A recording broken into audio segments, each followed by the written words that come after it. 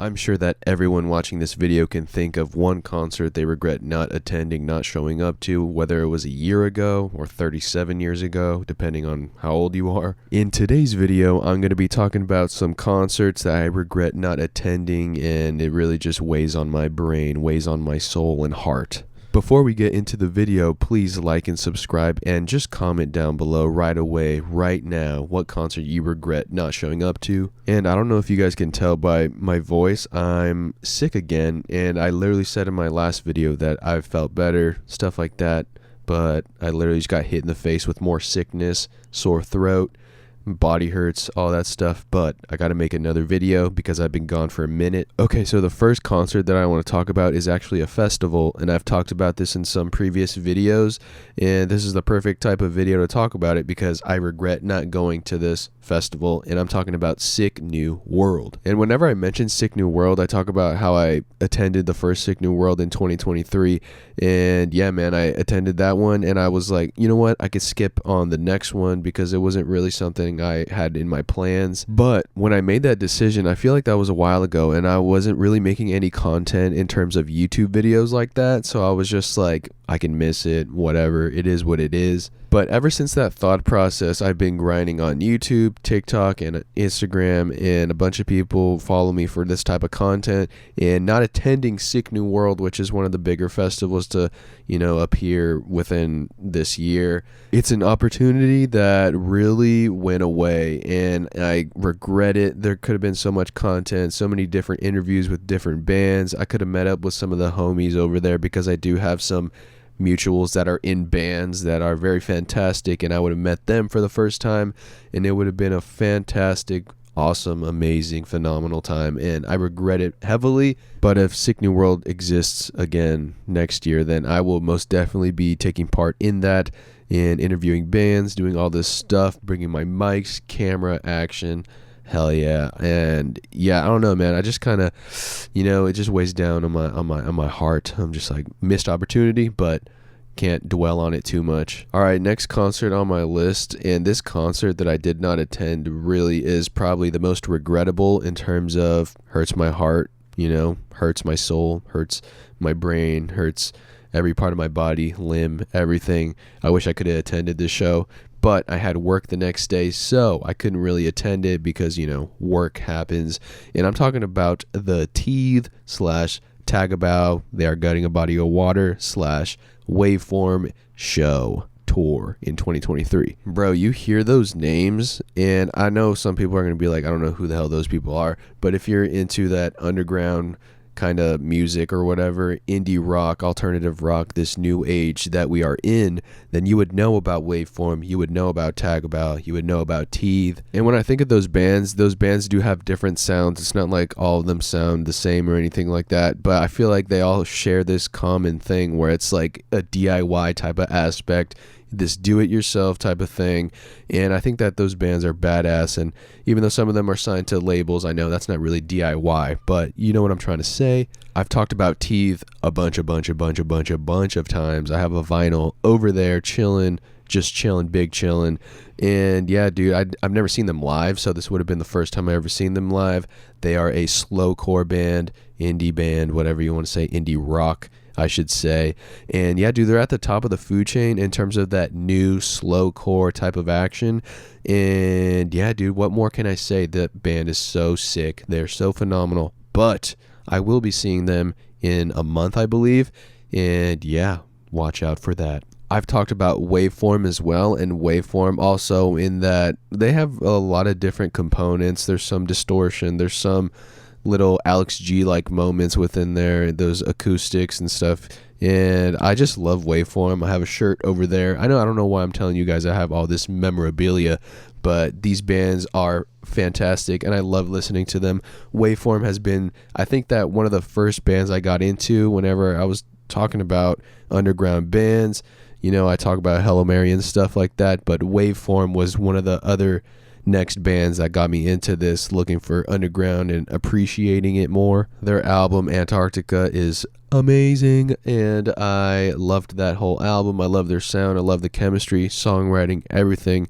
There's a bunch of positive within that band, And yeah, dude, seeing them for the first time also, I would have seen all these bands for the first time ever. I haven't seen any of them yet. And I feel like waveform doesn't really come over here too much. So why did I not go, dude? I am so stupid. And finally, they are gutting a body of water, tagabow, distortion, but such a beauty within that distortion. And I don't know, man, their sound is very unique. And I love the way that they perform live. I seen an interview talking about how it feels a little bit more intimate whenever they have their backs turned to the crowd when they perform. And I thought that was pretty cool, because the only time I ever heard of a band doing that was when I watched a Foo Fighters documentary. In their early shows, they were just turning their backs to the crowd. So, that's a little throwback action right there that I think is pretty dope that they do. And you guys already know how much I love the music scene over there. I feel like their music in Philadelphia, Philly, whatever. You guys always get on my ass whenever I pronounce it a weird way. Anyways, Philly, I feel like they just have this sort of noise where it really feels nostalgic, but it also feels like home in a way, because there's so much creativity within their noise. There's just this different variety going on with each band over there. And I think that's very awesome and unique, and just, I don't even know how to describe it. They have the most creative scene, or music scene, in my opinion, the most creative music, just big brains over there. And I love tagabow and all these bands, and I regret not pulling up. Enough of that, though. Let's move on to this next show that was fairly recent, as I have a runny nose. Sorry guys.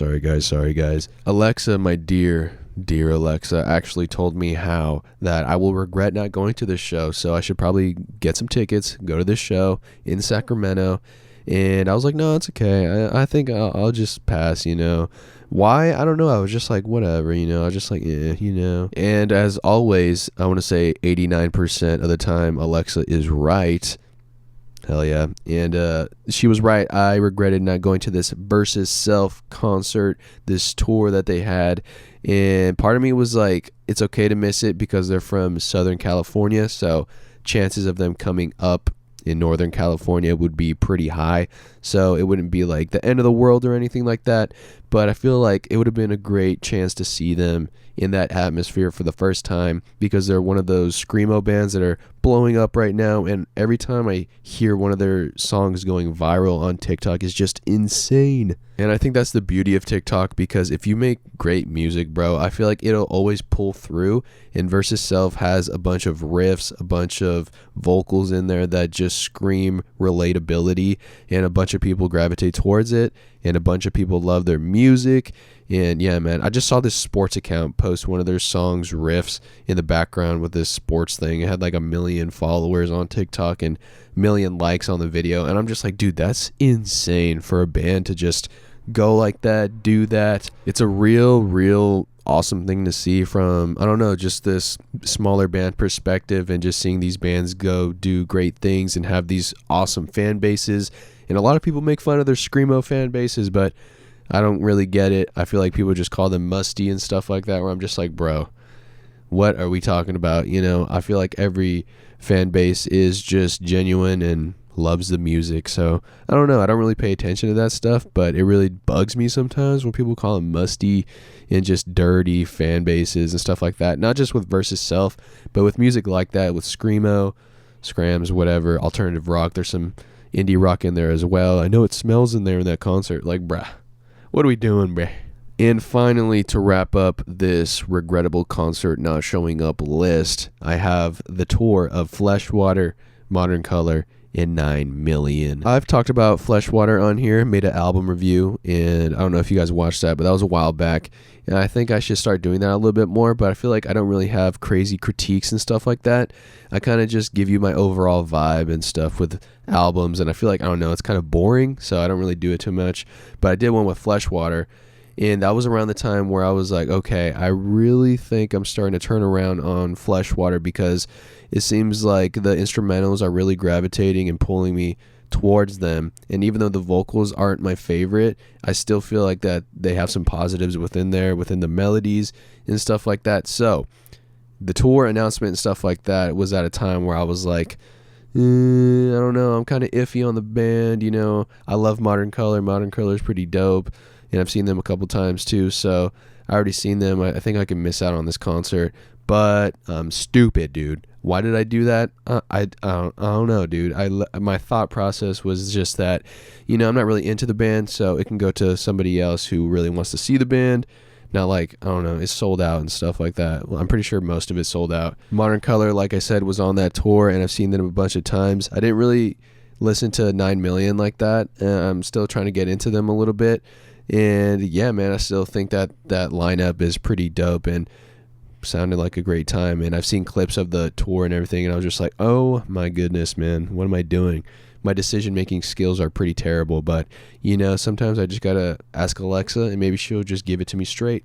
She'll just tell me how I really feel, because sometimes I don't know how I feel, but she does. Let me know down in the comments what concert you regret not going to. I got a bunch of comments on my TikTok. I kind of made a TikTok about this video, and I'm making it into a YouTube video, because that's how it be sometimes. You got to, cross-platform type beat, make videos and stuff. So yeah, let me know what you regret. And I just let you know what I regret. Let me know if you went on these tours or shows or whatever. Let me know. And hell yeah, that is it. Like and subscribe. Keep the music alive. Regrettable concert decisions happen all the time.